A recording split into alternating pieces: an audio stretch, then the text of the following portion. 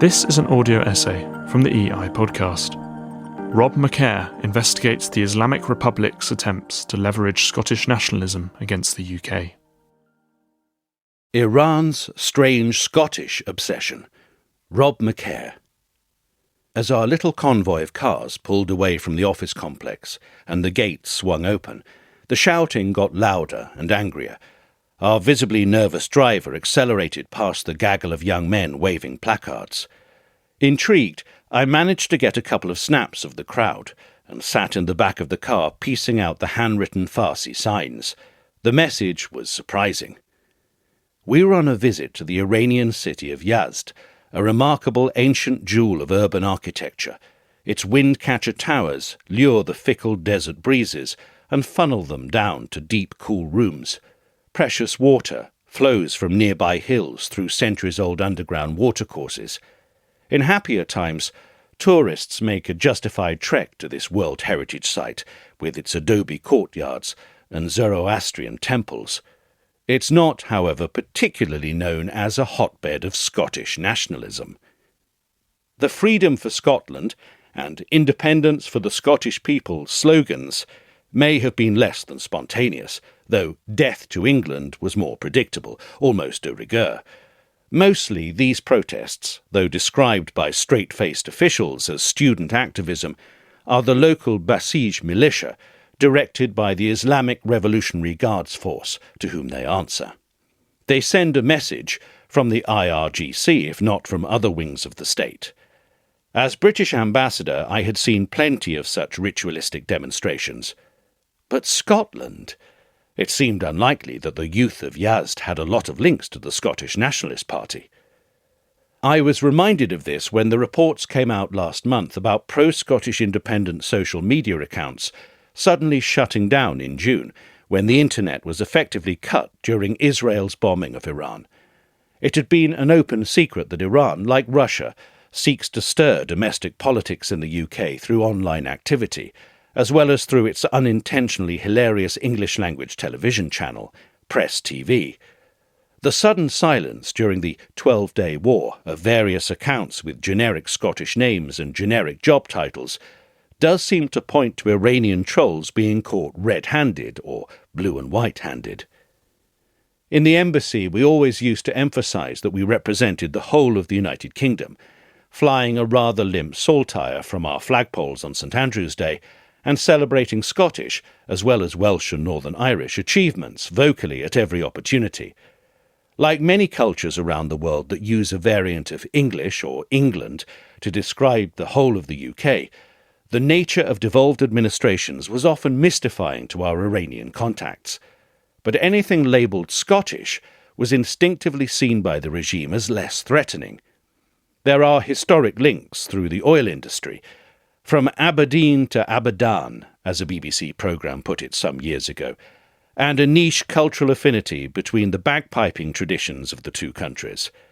Mind you, that did not stop me from being summoned for a formal protest by the Foreign Ministry over my trade attaché's rather enthusiastic bagpipe habit. I struggled to persuade the protocol director that posting film of oneself piping in famous locations was an innocent hobby. It turned out that it was not the music that offended, but the kilt, which, in revealing the knees, was non-hijab compliant. In 2015, when the sanctions on Iran were about to be lifted as a result of the nuclear agreement, Alex Salmond led a delegation of Scottish politicians to Tehran, capitalising on the Iranian policy to favour links with Scotland. The invitation was from the Iranian parliament. It was a heady time, when the prospect of Iran opening up to the outside world and adopting more moderate behaviour didn't seem unrealistic. The next year, of course, Donald Trump was elected, with a pledge to tear up Obama's deal, and those hopes withered on the vine. But even when I arrived in 2018, optimistic Western firms were in Tehran exploring possibilities, and there was a discernible warmth towards Scottish companies. The Iranian system can be remarkably consistent on some issues, given the internal dysfunction on others. I once asked an Iranian friend what they knew of Scotland. He shrugged. Nothing really, except the film, Mel Gibson. It turned out that among their rather limited repertoire of acceptable Western films, the state broadcaster was particularly fond of Braveheart. So there is clearly a long-standing strategy around Iran's support for Scottish independence, whether through TV, film, social media bots, official invitations, or unlikely placard-waving crowds. To make sense of this, it helps to understand Tehran's relationship with Iran's own constituent peoples. The Kurds in the fertile West look enviously over the border at the level of autonomy in Iraqi Kurdistan. The large Azerbaijani, Turkic-speaking population up by the Caspian and the northwest are known for some feisty opposition to the regime, including "death to the dictator" chants at football matches in Tabriz. The Arab separatist movement in Khuzestan has carried out terrorist attacks over the years, with Tehran strongly suspecting its Arab neighbours of support and encouragement. And the downtrodden Balochi minority, spreading across the border with Pakistan, are a further source of simmering discontent. All these disaffected minorities are perceived, rightly or wrongly, as beneficiaries of cross-border support. The Islamic Republic is an inherently paranoid autocracy, and the regime knows that its legitimacy has largely leaked away through its policies, mismanagement and corruption.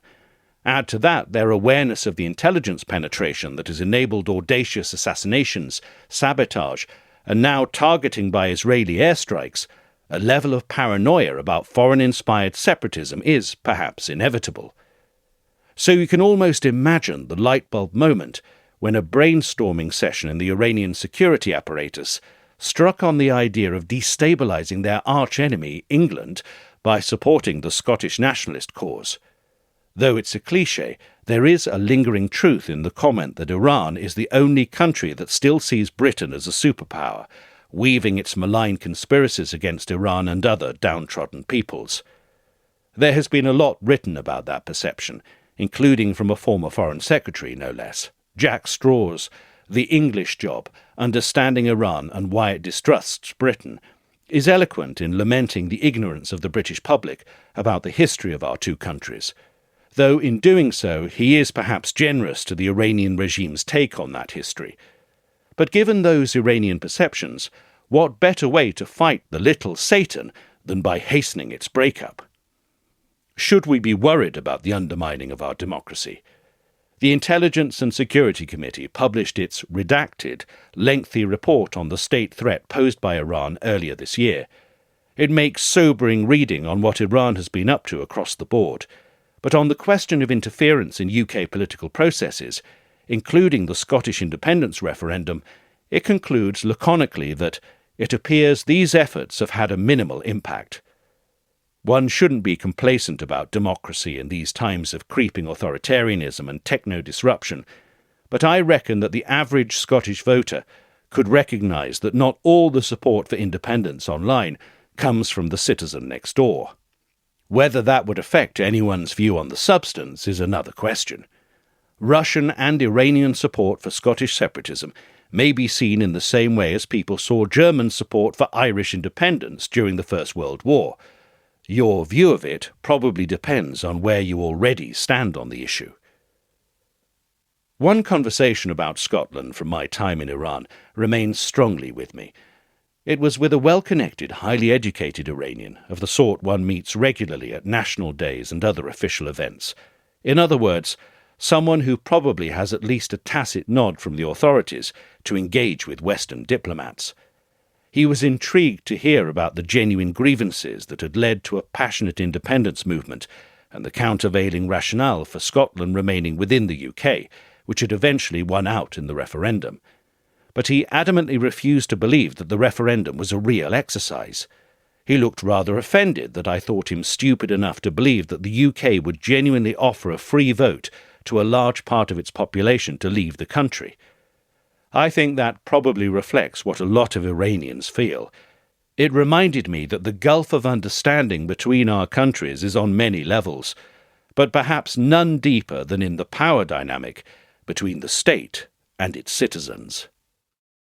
Thank you for listening to the EI podcast. If you enjoyed this episode, please follow, rate, and review the show. and find our writing at www.englespokeIdeas.com.